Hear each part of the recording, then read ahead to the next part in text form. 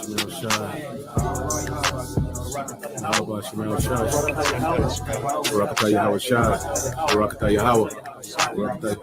as it is written, eye have not seen, nor ear heard, neither have entered into the heart of man the things which God hath prepared for them that love him.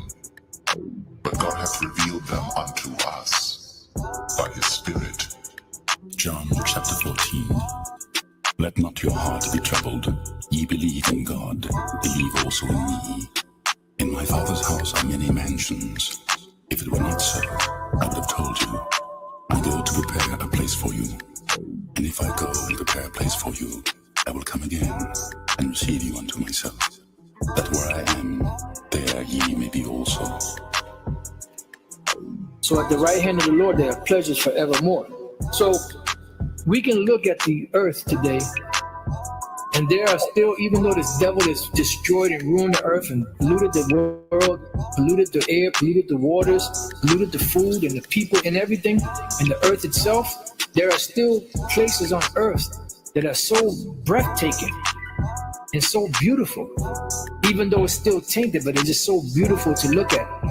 You know, being there can probably take off, you know, or bring you back 5-10 years, make you 5 or 10 years younger, 15-20 years younger, just by the presence, the aura of that place. So just imagine how much greater the kingdom is going to be when the Most High has on his right hand there are pleasures forevermore.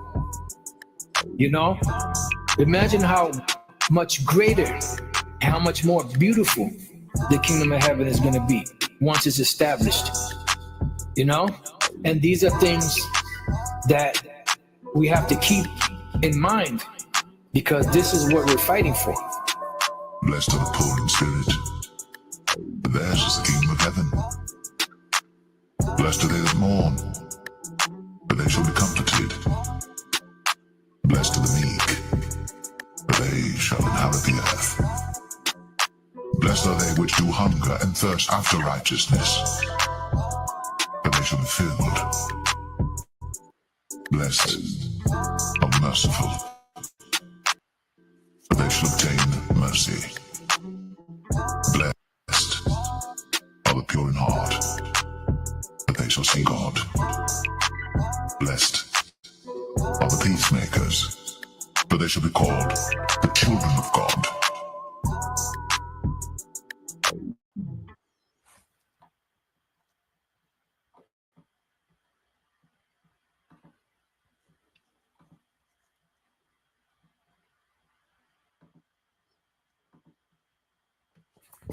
All right, Shalom.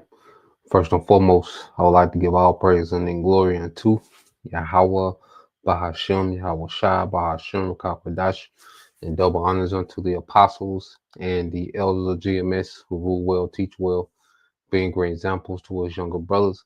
And peace and blessings and salutations to the hopeful elect out there pushing the word and truth and in sincerity across the four winds. In the name of Yahweh Bashem YAHAWASHI, pushing to get up out of here. Shalom to the hopeful elect, the believers, the listeners who may have came back to the obedience of the scriptures through faith in Yahweh Bashem YAHAWASHI. All right, and what I want to get into today is a continuation on the book of 1 Corinthians. You know, we made it to the 9th chapter, you know, and going into this chapter, you know, the Apostle Paul, you know, is writing concerning, you know, people questioning whether or not he was an apostle. You know, I'm going to go and show you how, you know, the Apostle Paul, he fulfilled, okay, the office of an apostle, you know, through suffering, through power, all right, that was bestowed upon him, you know, as it was bestowed upon the other apostles, you know, through labor, okay, as he labored, you know, as the other apostles, okay, and he seen Yahushua, you know, as did the other apostles, okay. So I'm just going to go through a few things, you know, also dealing with scribing for the, you know, the masteries in Yahushua in this ministry, you know, the type of mindset, you know, as a disciplined, you know, athlete, okay, toward his ministry, you know, to win incorruptible crowns. Okay, so we're going to touch on those things. Let's go here. Start off with a slight overview, and then we get into the chapter. It should be it.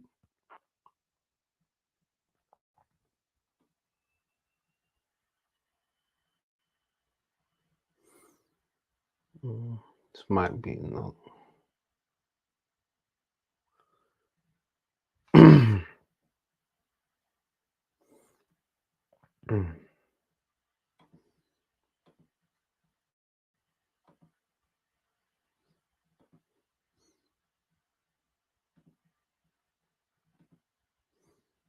Let's go here real quick and we'll just read. So lucky. All right, quick overview. This is an overview of 1 Corinthians 1 and 9. It said Paul defended his right as an apostle while showing why he voluntarily give those rights, all right, give up those rights for the sake of the gospel. Okay, Paul's apostolic rights. Paul asserts that he is a true apostle because he has seen YAHAWASHI in the Corinthian church as his seal of apostleship, which that was his labor. He labored as an apostle, establishing, churches in YAHAWASHI.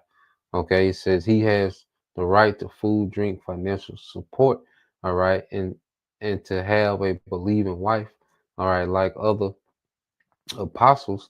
It says right supported by common sense and the law. Said Paul used analogy. Soldiers don't serve at their own expense. Vineyard workers eat their own grapes. Shepherds drink the milk, okay, of their flock, you know.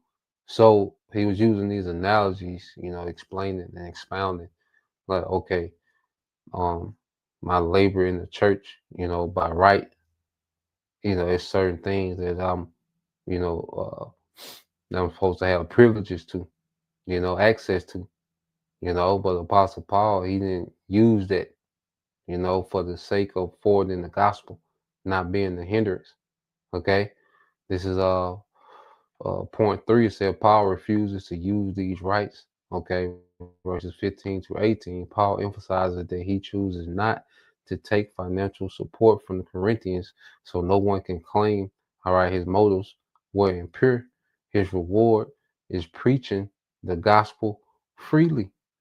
So Apostle Paul, his thing was, look, I'm not even here to burden you with, the rights I have as an apostle and as a laborer amongst you in the word, which that goes back to even the Levitical priesthood, which we'll get that as well, going to a little bit of that law.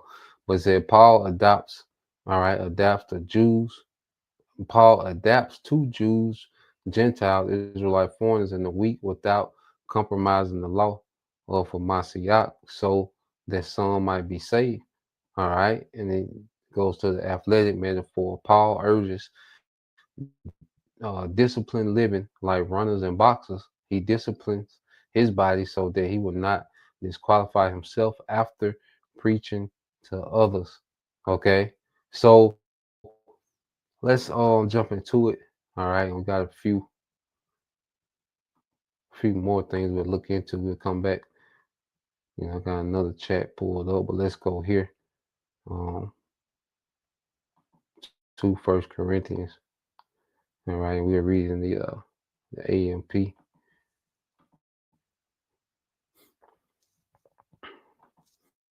All right, so you go here, First Corinthians chapter 9.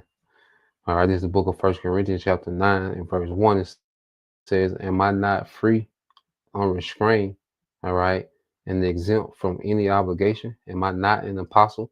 Have I not seen YAHAWASHI, our risen Lord, in person? Are you not the result and proof, all right, of my work, okay, in the Lord?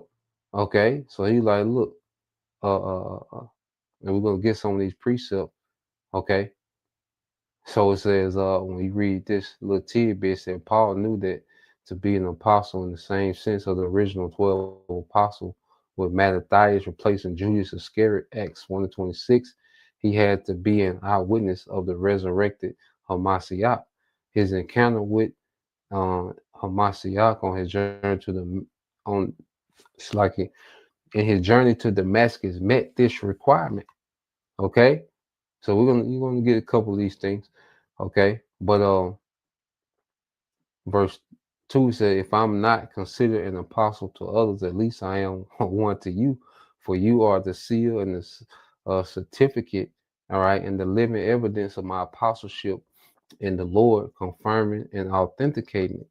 Okay. So this is he was saying that the church of Corinth, like, look, my labor, I labor as an apostle. You see, I ain't come here to enjoy, the perks that came with being an apostle, which was, right to food and, a salary and a room and, to be taken care of, to be put up. Okay. Like, look, I'm not coming to uh, uh, burden you with, okay, my rights of an apostle. Okay. Well, I'm coming to you with labor of an apostle. You see, I'm laboring the fact that the church is established. Okay. That's proof of my apostleship, not the perks, that came with being an apostle. Okay. Which those perks go back to how the Levites were taken care of. Okay. When you're going to get there, it said, this is my defense to those who will put me on trial and interrogate me concerning my authority as an apostle. Okay. Now let's go here to show you that YAHAWASHI, all right, he confirmed, okay, dealing with Apostle Paul. So let's go here, get this other chat.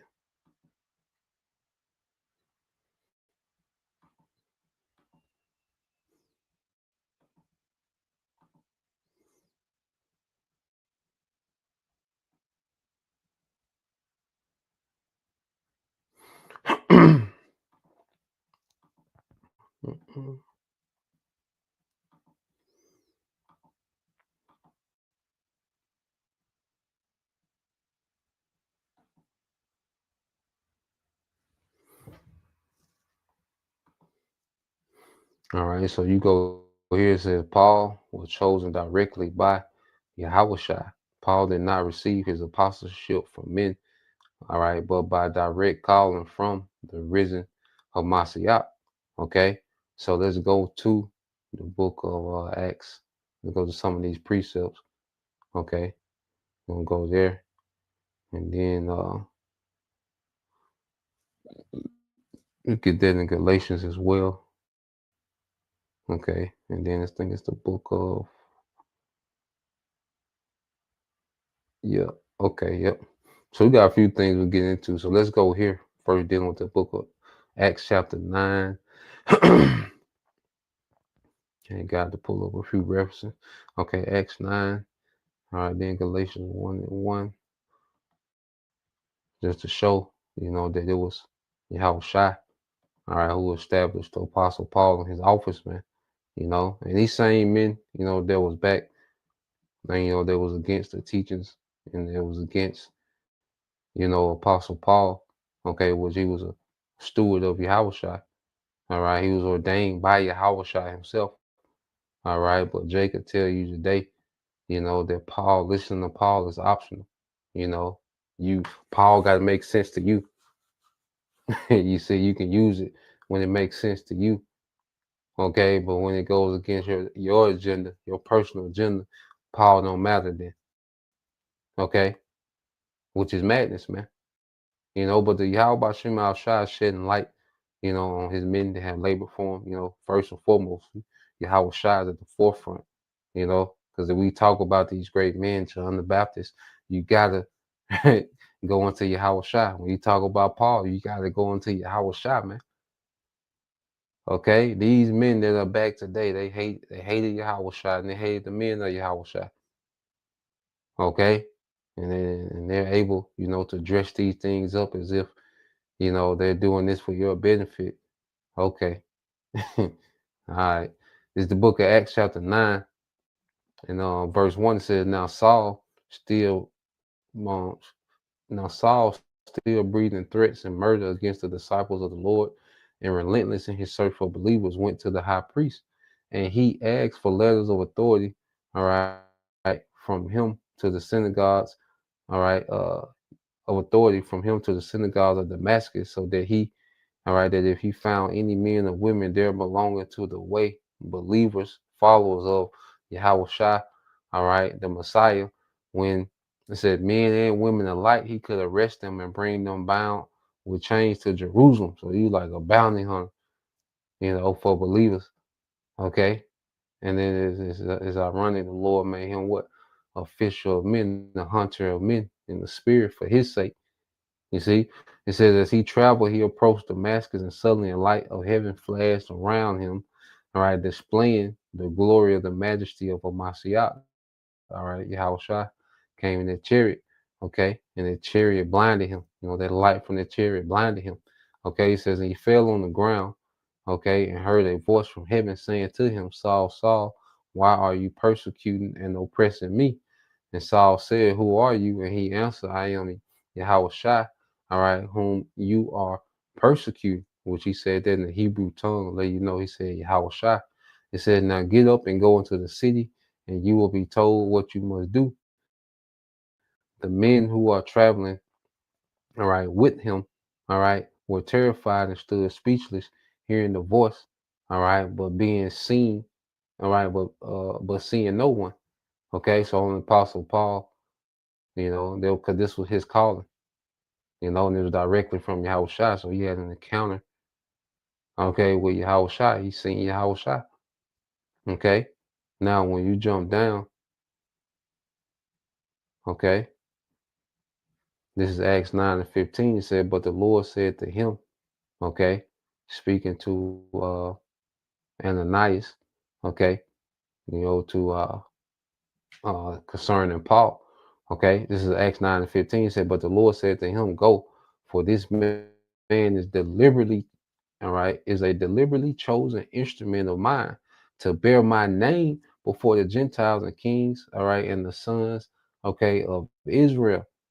Okay, so Apostle Paul was a deliberately chosen instrument of mine. All right, you see the capital M of Yahawashi. Okay, to bear my name before the Gentiles, the Israelite foreigners, all right, and kings. He will be bound. He will be, you have to appeal to, Agrippa and the governors and eventually to Caesar. Okay, you see, for the testimony of Yahushua and the sons of Israel, those of the circumcision. Okay, it said, for I will make clear to him how much he must suffer and endure for my name's sake. Okay, and this is the man they'll tell you that his writings don't matter. Okay, Yahushua is invested into the Apostle Paul. Okay, but these same men will tell you his writings don't matter. Okay, all right, and you see where they at. Look at the results of these men that come up against John the Baptist, that come up against the Apostle Paul, because they're coming up against Yahushua. These men gave their life for Yahushua. John the Baptist was beheaded for Yahushua. Okay, for righteousness' sake.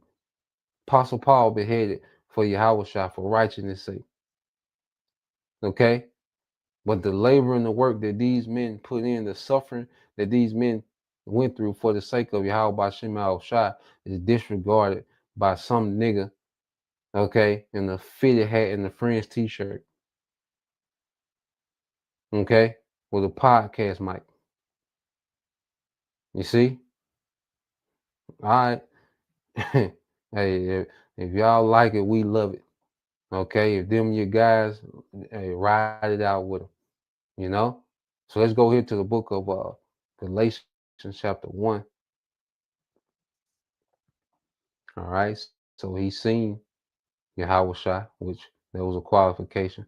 Galatians 1 and 1 said, Paul, all right, an apostle not commissioned and sent from men, nor through the agency of man, but through Yahushua Mashiach, the Messiah, and the Most High, the Father who raised him from the dead. Okay, so his apostleship came directly from, okay, Yahushua. His authority came from Yahushua. He was taught of Yahushua just as the other apostles, man. Okay, Galatians 1 and 11 says, for I want you to know, all right, believers, that the gospel which was preached by me is not man's gospel. It is not of human invention, pattern after any human concept, for indeed I did not receive it from man, nor was I taught it, but I received it through a direct revelation of Yahawashi Hamashiach. Okay? So the apostle Paul was taught of Yahawashi. Just like the disciples, they was taught directly by Yahawashi. They became apostles. Okay, the apostle Paul was in a different manner. It wasn't the same timing. Okay, it was in a different manner, a different, time space. Okay, because he had a different office. Okay, but he was all right an apostle ordained by Yahawashi. Okay, what did Yahawashi say concerning his apostles? Okay, let's go to I think that's Mark. All right, let me see. Let me make sure.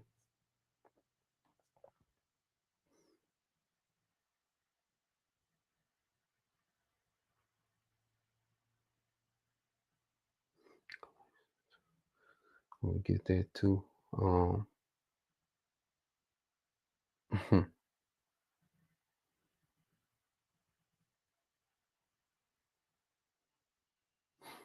I believe it's the book of Mark, chapter.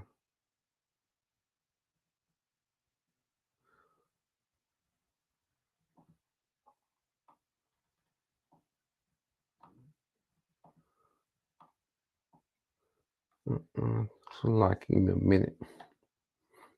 Just looking this up. I thought I had it pulled up.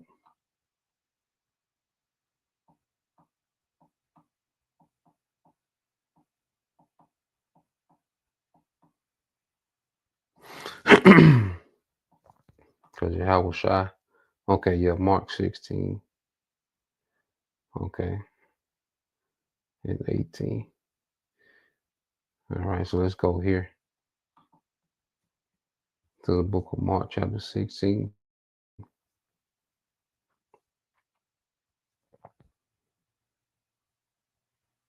Start at 14. This is the book of Mark, chapter 16, verse 14. It says, later, Yahawashi appeared to the 11 disciples themselves as they were reclining, all right, at the table. And he called them to account for their unbelief and hardness of heart because they had not believed, all right, those who had seen him after he had risen, okay, from death. And he said to them, go into the world, go into all the world and preach the gospel to all creation. He who has believed in me, all right, and has been baptized will be saved, all right, from the penalty of the Most High's wrath and judgment, which that's we in that time now. So people that's receiving His word, okay, the believers, all right, they're going to be preserved from the wrath and the judgment of, okay, Yahweh Bashim Al Shai in these times, man. Okay, and that's only for Israelites, man. Like what are niggas talking about? Okay, that mercy is only for Israel. All right, to be spared in the judgment that's to come. These heathens finna suffer, man. Okay, all these heathens finna suffer death or captivity. Okay, ain't no salvation for them. You see? It says, but he who has not believed will be condemned. These signs will accompany those who have believed in my name. They will cast out demons. They will speak, okay, in new tongues. They will pick up serpents. And if they drink anything deadly, it will not hurt them. They will lay hands. So, like it said, they will lay hands on the sick and they will get well. Okay. So now these things that Yahweh Shah said will be a token, okay, for the believers, beginning with his men. Okay, well, this power, okay, was displayed in the Apostle Paul. All right, so let's get these accounts. Let's go here first. Okay, let's go to Acts. All right, 28. Okay, so you go to the book of Acts, chapter 28. All right, it says this is Acts 28:1. It says, and after we were safe, this Apostle Paul speaking on the land, we found out that the island was called Malta, and that the natives showed us extraordinary kindness and hospitality, for they kindled a fire and welcomed us all. And since it had begun, the rain was cold. But when Paul had gathered a bundle of sticks and laid them on a fire, a viper crawled out because of the heat and fastened itself, all right, on his hand. He was bitten by a viper, okay, which is a very venomous state. That's why Apostle John, he called them niggas, okay, vipers, the wicked, scribes and Pharisees and Sadducees, all right, the chief priests, he called them niggas vipers, man. Them niggas was poisonous snakes, man, okay. It says when the natives saw the creature hanging on his hand, they began saying to one another, undoubtedly, this is a murderer. And though he has been saved from the sea, justice, the avenging goddess, has permitted has not permitted him to live. Then Paul simply shook the creature off his hand, all right, shook the creature off into the fire and suffered no ill effects. But they stood watching and expecting him to swell up, suddenly drop dead. But after they had waited a long time and had seen nothing unusual happen to him, they changed their minds and began saying that he was a god. Okay, so they're seeing this and they like, okay, first they like, okay, he must did something wrong. He must be a murderer, But then there's one of their gods, all right, because this was amongst Israelite foreigners, where they was at. All right. So they believed in these different gods and goddesses. So they saying, well, the avenging goddess, okay, or justice must be punishing him. And then when they seen the snake had no effect on him, he threw it, he shook it off into the fire. Okay. So he seen the snake didn't have any authority on him. Okay. They were like, oh man, he must be a god. You see, but they go to show you said they will eat poison, all right, and handle snakes and live. Okay, and those are Yahawashi showing the authority of Apostle Paul. Okay, he's solidifying the Apostle Paul. Okay, and we're gonna get other accounts. It says, but they stood watching. Verse 6, it says, in the vicinity of that place, there were estates belonging to the leading man of the island named Publius, who welcomed and entertained us hospitably for 3 days.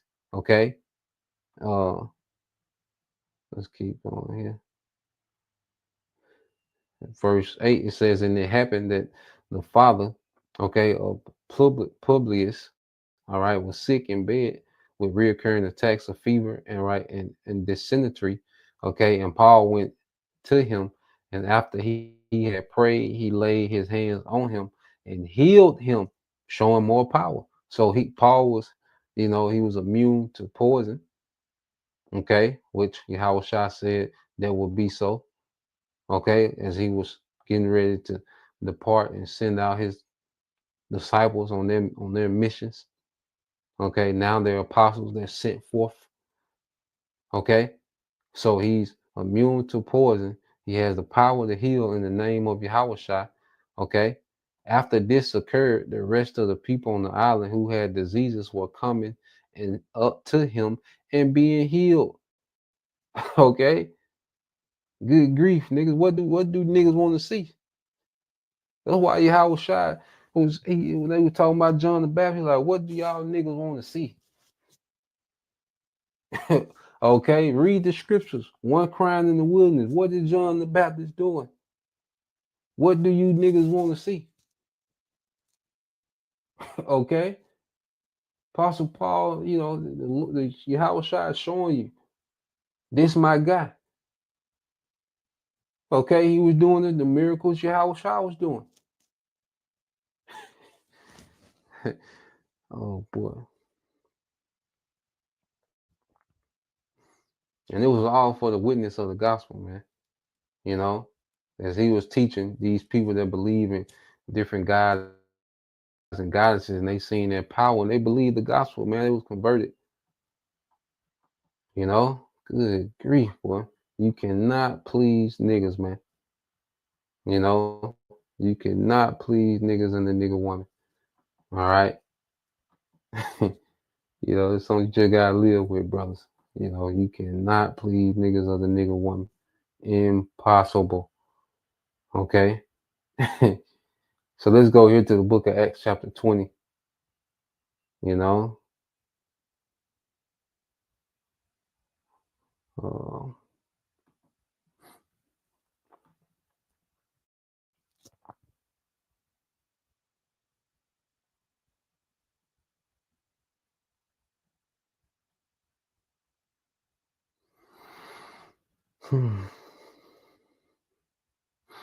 this is Acts 20 and 7. Now they went off on this in the AMP. He's speaking of Sunday.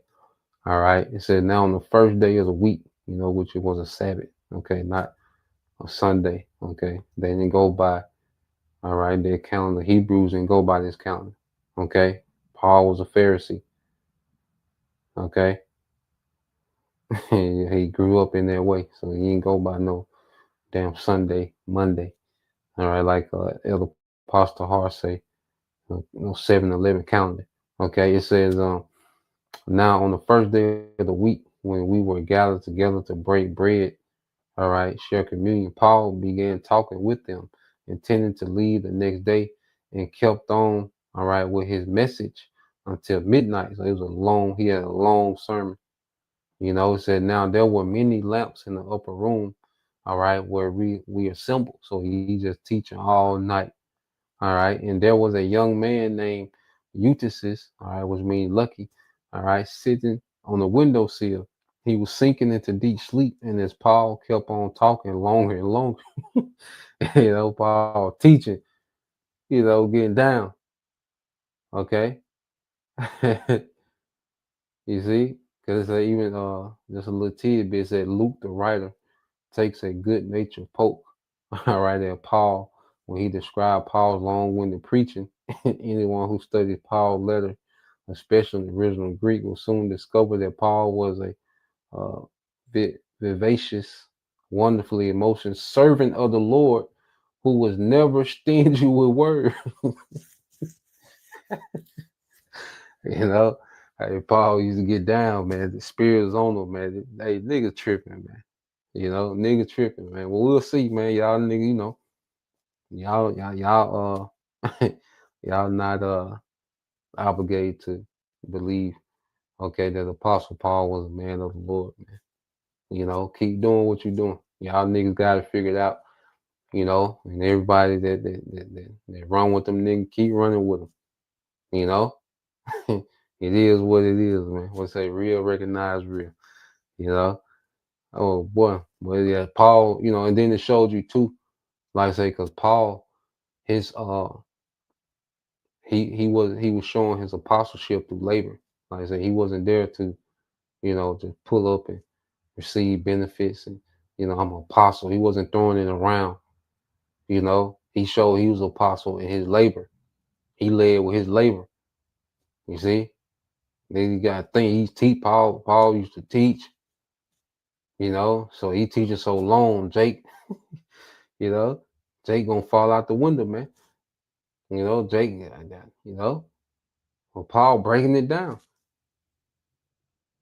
Okay. It's not like the Baptist pastor. The nigga just talking and singing, and then he go into a song and come back and talk about his life and talk about things that have nothing to do with the scriptures, and nigga just long-winded. No, Paul was going into precepts, breakdowns. Okay, he was getting down. Okay, so it says uh it says he was sinking into a deep sleep, and Paul kept on talking longer and longer. He was completely overcome by sleep and fell down from the third story, and he was picked up dead. But when Paul went down and threw himself on him and embraced him and said to those standing around him, do not be troubled because he is alive. When Paul had gone back upstairs and had broken, all right, the bread and eaten, he talked informally and confidently with them for a long time until daybreak. So Paul went and revived them from the dead. Okay, he resurrected them. Then he went back and taught some more until the daybreak, man. Okay, it says that he talked informally and confidently with them for a long time until daybreak. In fact, all right, and then okay, and then he left. Okay, it said they took the boy, all right, Eutychus home alive and were greatly comforted and encouraged, man. It was all, and those miracles were all for the forwarding of the gospel, man. Okay, you see, and he was, and Paul was reverenced by the other apostles, man. You know, why didn't the other apostles, okay, go with the apostle Paul? Why did he say it's imposter? You know, why didn't he call him an imposter and tell the church don't listen to this? You know, okay. This is Galatians 2:7 said, but on the contrary, they saw let me see, man, if I might have to read into it.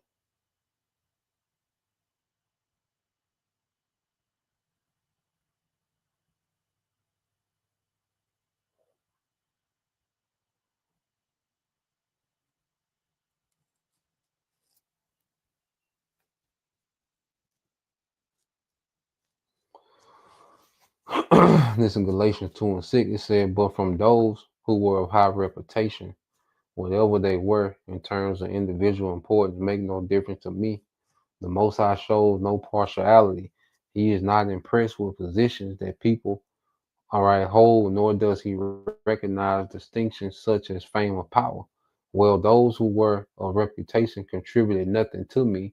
That is, they had nothing to add to my gospel message, nor did they impose any new, all right, requirements on me. But on the contrary, all right, speaking of the apostles, they saw, okay, that I had been entrusted with the gospel to the uncircumcised, the Israelite foreigners, just as Peter had been entrusted to proclaim the gospel to the circumcised, the Jews.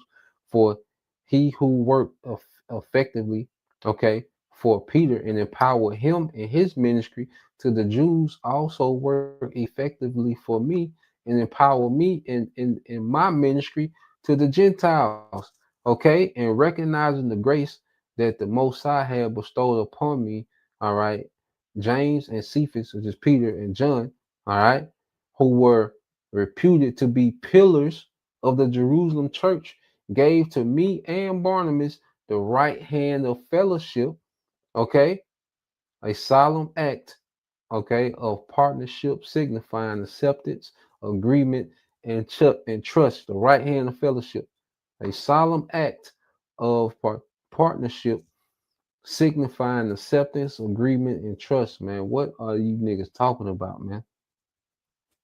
Okay? All the apostles, all right, had their lot in their office, all under the spirit of Yahweh Bashim Shai, man. They were directly servants of Yahweh Shai, man. Okay? What are niggas talking about, man? Okay, there was no disagreement. Okay? You had Apostle Paul had to check Peter, okay, and he was right.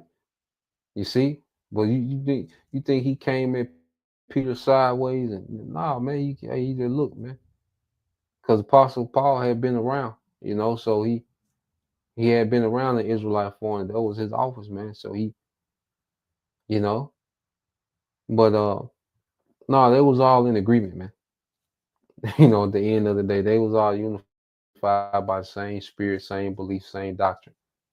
Okay, they they all commended Apostle Paul. Okay, it said the right hand of fellowship so that we could go to the Gentiles, Israelite foreigners, with their blessings, okay, and they to be circumcised, okay, and they to the circumcised, which is the Jews, man. Those are the circumcision that grew up, all right. You see, verse 10, they asked only one thing, that we remember the poor, the very thing I was also eager to do, man. Okay, So come on, man, with this. And okay, all right, man. So let's go back here, man, to First Corinthians, okay, chapter 9.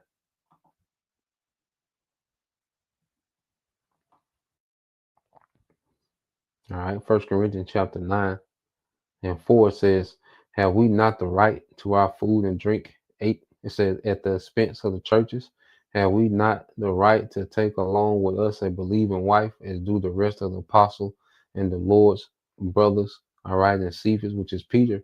Or is it only Barnabas and I, all right, who have no right to stop doing manual labor in order to support our ministry? Consider this: who at any time serves as a soldier at his own expense, who plants a vineyard and does not eat its fruit, or who tends a flock and does not use the milk of the flock. Do I say these things only from a man's perspective? Does the law not endorse the same principles? For is it not written, the law of Moses, in the law of Moses, you shall not muzzle an ox, okay, while it treading out the grain? Was that Deuteronomy 25:4. All right. It says to keep you from eating the grain. Is it only, all right, for oxen that the Most High cares? Okay, so he's making these analogies. All right, he's even going to the law. Okay, you go into Deuteronomy. Well, I'm gonna read down there because we're gonna go into a few things once we start jumping around. All right, it says, or does he speak entirely for our sake? Yes, it is written for our sake. The plowman ought to plow in hope. Okay, you see, and it says, and the thresher to thresh in hope of sharing the harvest. If we have sown the good seed of spiritual things in you, is it too much if we reap, all right, material things from you? If others share in this rightful claim over you, do not we even more? However, we did not exercise this right, but we put up with everything so that we will not hinder, all right, the spread of the good news of Hamashiach. Okay, so you letting them know, look, we could have imposed these rights when we came up, because if we giving you spiritual things and we reap your carnal thing, here it is, we're giving you knowledge of immortality. We're laboring in the work for you to abound. Okay, and is it a great deal if you gave us, material things? Because he's speaking of how we're set up for the priest, because now, all right, as we're under the order of Melchizedek, okay, under YAHAWASHI, all right, we're coming into that new order of priesthood. Brothers are priests now. Brothers are laboring, beginning with the apostles and elders, of course. Those men have a right to receive substance from the church. And the apostles, they don't impose that. Okay, they don't remind you every video that they need some. They're not patting you down. They don't have a Patreon. They don't have any subscriptions and private chats, and you got to be a part of this and this university and this. And they don't got all that going on. Okay, you can freely come get the word all day, every day, and won't be asked for a penny. You know, you brothers and sisters that give, the water, YAHAWASHI outside for that. And it's for forwarding the gospel. That money, is used for the forwarding of the gospel, man. Okay, you see where, because the one thing about it, you brothers and sisters that you give in faith, whatever you might give, you know, well, you see the edification is coming back your way. Okay, you see, and we're not doing this for money. Most brothers go work with their own hands, just like Apostle Paul. He was a tent builder. He worked with his own hands. This is what he was telling them. Like, look, I'd rather work with my own hands and not be a financial burden to you, so you can get more edification. Okay, because it was about the edification. That was the reward. The church edified. That's the reward. You see. And it says, um, 1 Corinthians 9:12 says, if others share in this rightful claim over you, do we, all right, do not we even more? Okay. It said, however, we did not exercise this right, but we put up with everything so that we will not hinder the spread of the good news of Mashiach. Do you not know that those who officiate in the sacred services of the temple eat from the temple offering of meat and bread, and those who regularly attend the altar have their share from the offerings, all right, brought to the altar. So now he's going into the priesthood. Okay, so let's get on. Let's go there. All right, first let's go do the running. He was speaking about on the law about not to muzzle the ox as he's treading the corn, likening it to, the apostles, the men that's serving and laboring. Okay, that while they're labor, they're allowed, to partake, okay, in particular things. You see, because you want to work this ox to death. Okay, and you're not feeding him, but here it is, he's doing a mighty work, because the ox was the tractor, you know, that was your tractor. All right, so here it is. It's you know plowing, making it possible for you to have this great abundance of crops. Okay, but then he can't partake in none of it as he's laboring. He can't nourish himself. Okay, as he's laboring. You see, it says you shall not muzzle the ox while he is threshing, to prevent him from eating any of the grain. Okay. So now, man, while he's threshing, okay, which he's reaping, okay, he will be allowed, to partake in the grain as he's working. Okay, so he's Apostle Paul he's comparing the apostles, you know, to the ox, that's laboring, amongst the churches, amongst the believers, they have the right to partake.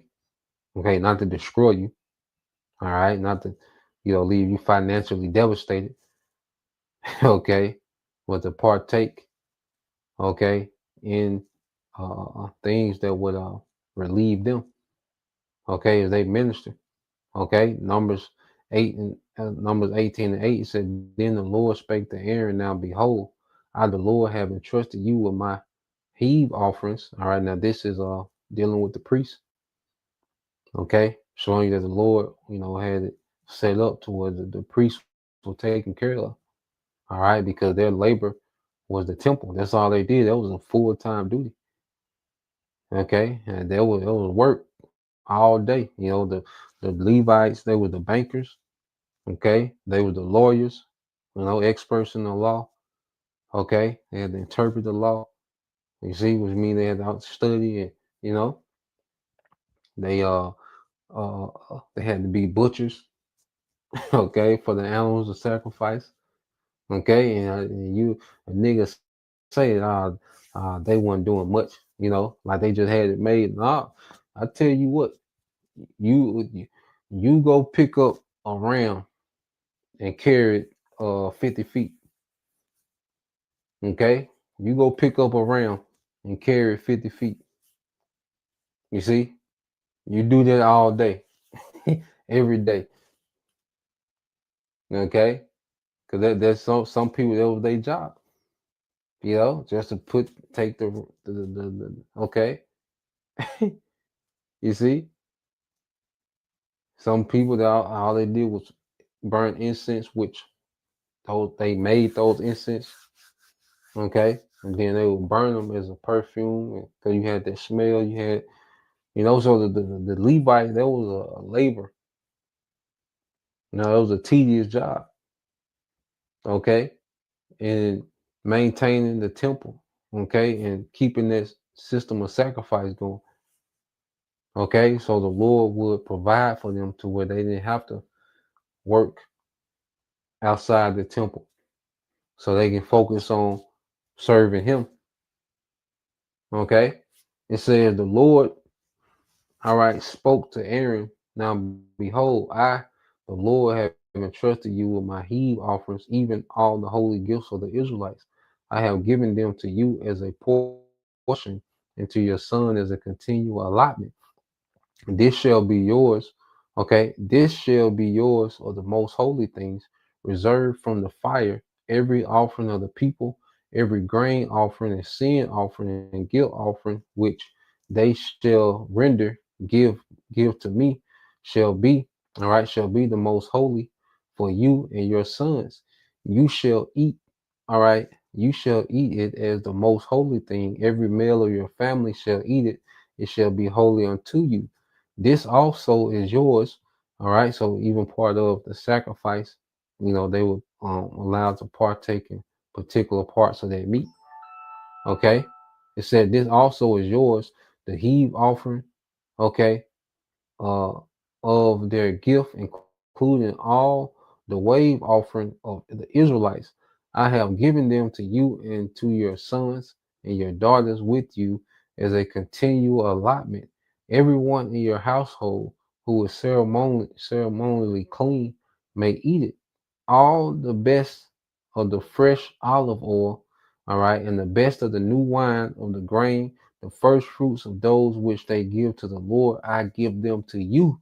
The first right fruits of all that is in the land, which they bring to the Lord, shall be yours. Everyone in your household who is ceremonially clean may eat it.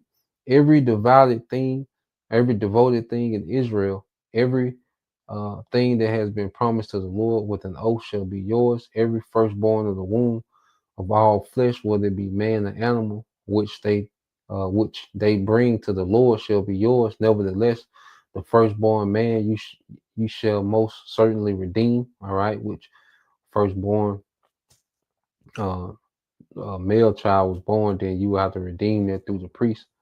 You will give them. This is going to go into. It says, "In the firstborn of unclean animals shall you redeem." It says, "And their redemption price from a month old you shall redeem according to your valuation for the fixed price of 5 shekels in silver, in accordance with the shekel, okay, of the sanctuary, which is 20 gerahs." Okay, so they will receive, actually silver, you know, you will redeem, your firstborn, so you will give them those shekels as a redemption for the firstborn. So the Lord forwarded, all tithes and offerings. Okay, the priest will get the portion of it. Then the priest will have money put up for widows. Okay, you had that welfare system of actual money for widows, and then you had the food. Dealing with the rest of the tribes. Not harvesting everything, but leaving some. For all right, the poor and the widows. Okay, so there was a system set up. All right. It says, "But the firstborn of a cow and of a sheep and of a goat you shall not redeem. They are holy and belong to the Lord. You shall sprinkle their blood, all right, on the altar, and shall offer up the fat and smoke as an offering by fire for a sweet and aroma to the Lord.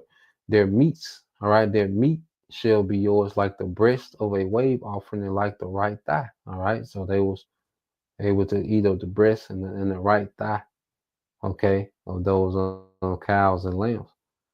Okay, they they steaks and you see steaks and shanks.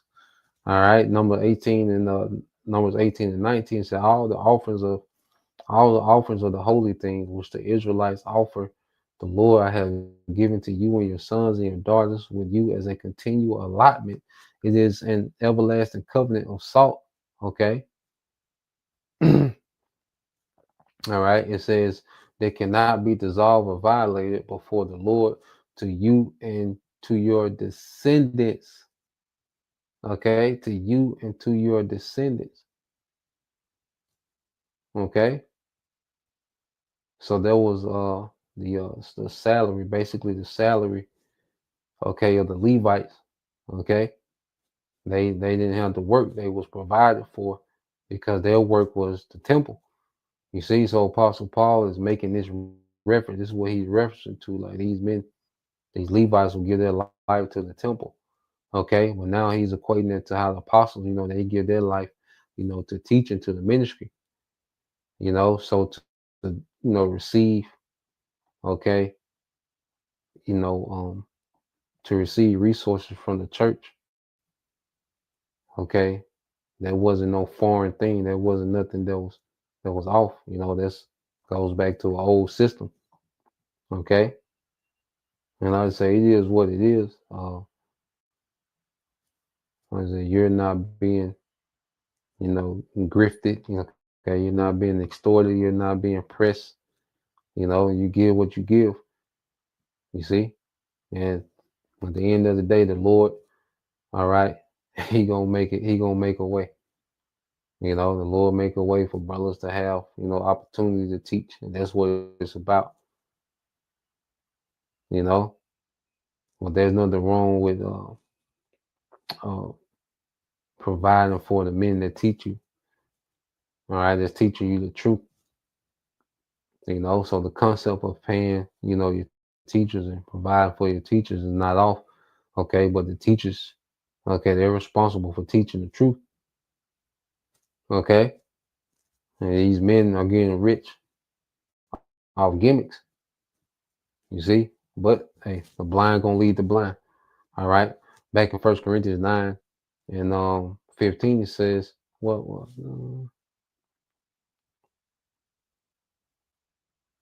oh yeah, I started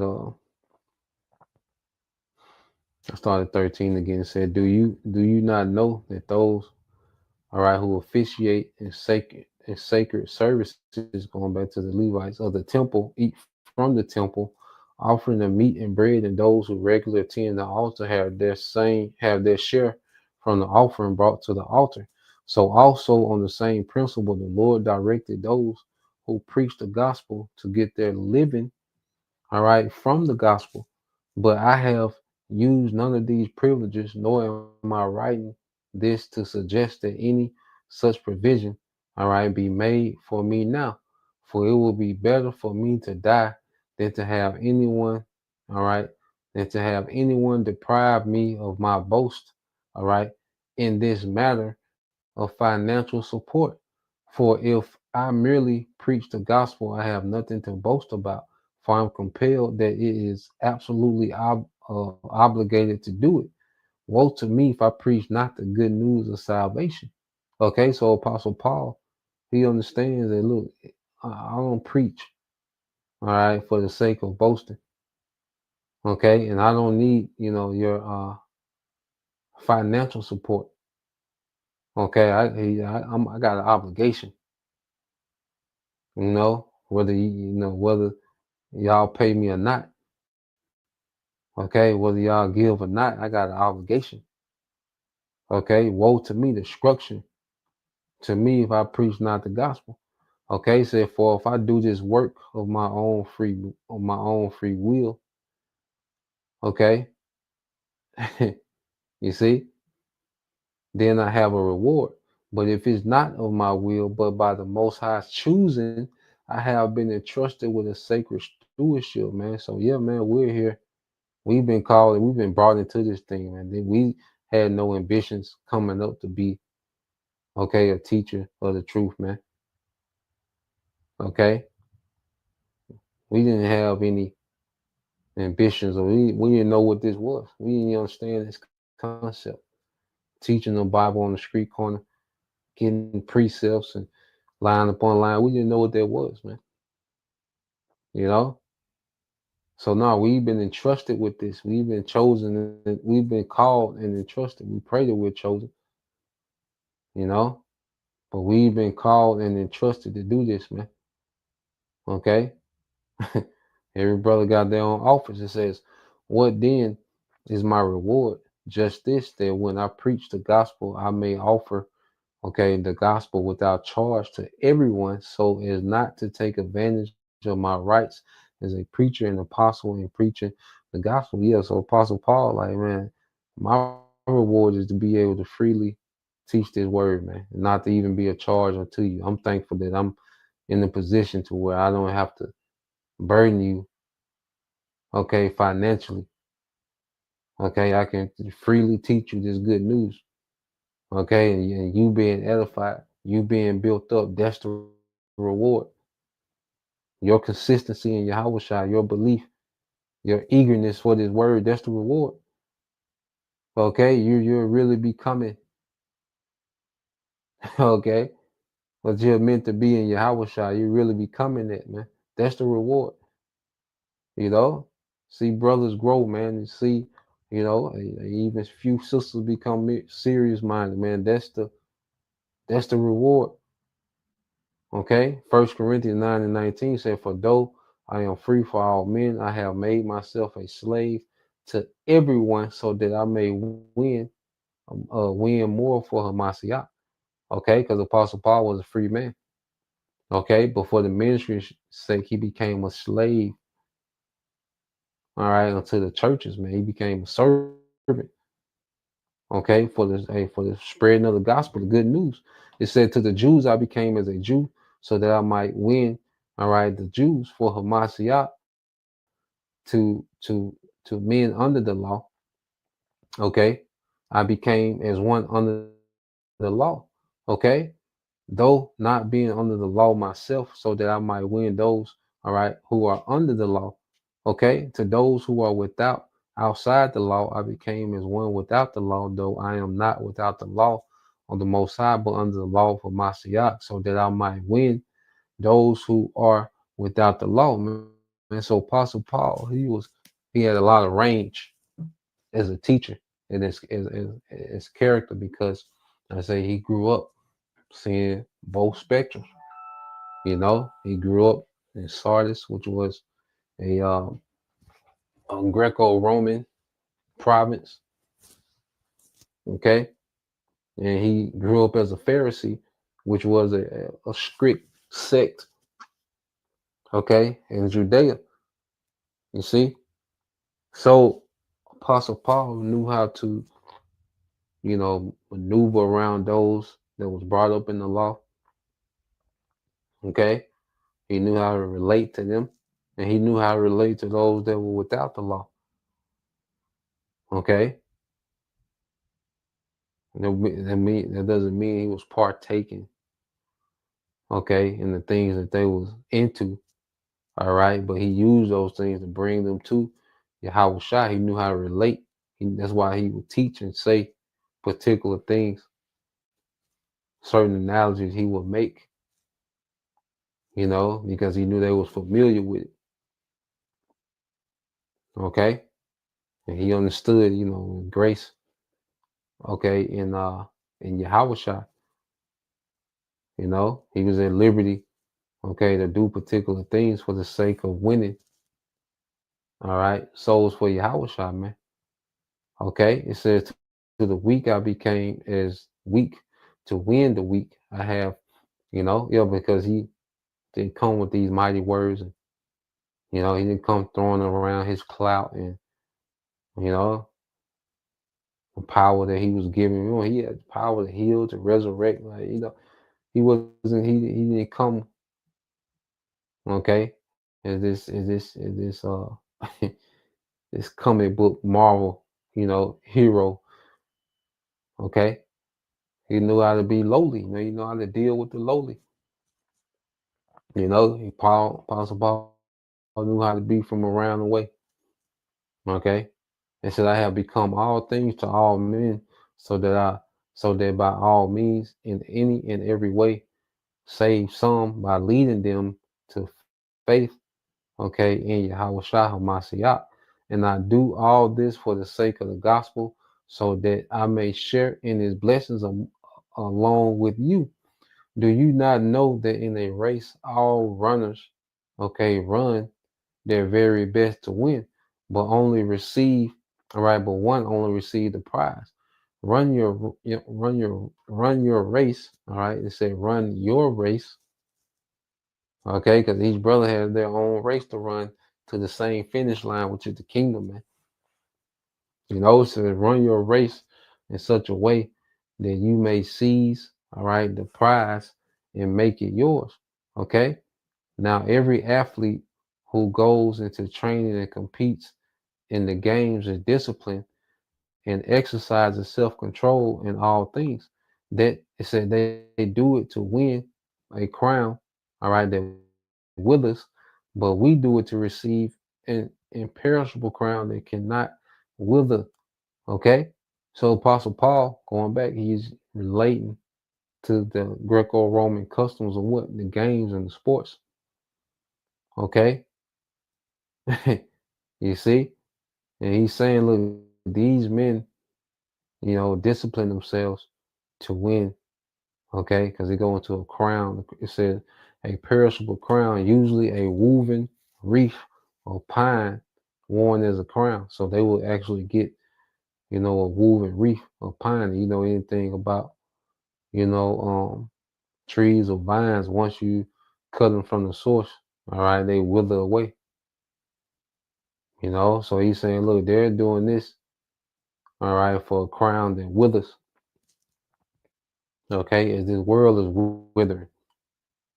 You see, these men, train themselves and discipline themselves for a competition, man. How much should we be trained and disciplined in the spirit, all right, to win an imperishable crown, rulership with YAHAWASHI forever? Okay, so we're running this race, man. Each brother got their race to run, constantly, battling, with the old man and, certain obstacles that's before us. Okay, each brother has their race to run. Okay, it says, uh, verse 26, therefore, I do not run without a definite goal. I do not flail around like one beating the air, just shadow boxing, but like a boxer, I strictly discipline my body and make it my slave so that after I preach the gospel to others, I myself will not somehow be disqualified as unfit for service. Okay, so we're not out here just beating the air. We got a purpose. Every video should be with a purpose. Okay, every day, how we live, how we practice discipline. Everything we do, we should move with a purpose of overcoming, man. We everything we do should be intentional. We shouldn't just be out here, like a boxer wasting punches, just tiring itself out. No, we're intentional. We want to make everything count. Okay, as a step closer to YAHAWASHI. You see? And it says, the Apostle Paul said he makes his body his slave instead of being a slave to the flesh. You see a lot of these men and how they move, they're a slave to the flesh. That's why they move like they move and make decisions like they make decisions, because they're a slave to the flesh. No, we gotta make it the flesh. We gotta dominate the flesh. We gotta be the master of this flesh. Okay, you're gonna have moments here and there, but just the flesh just dominating you, and we see the results of that, man. We're seeing the results of men being dominated by the flesh. Okay, and that's why their discernment is completely off. But hey, the battle we have, because we're with this flesh 24/7, man. And that's why discipline is a major part of this ministry. So that's the point. I think the point was made. Lord will. All right, you brothers. All right, and you sisters edified once again. I want to give all praise and glory unto Yahweh, Bahashem, Yahawashi, Bahashem, Rakakwadash, and double honors unto the apostles and the elders of GMS who rule well, teach well, being great examples to our younger brothers. And peace and blessings, salutations to the whole elect. Shalom.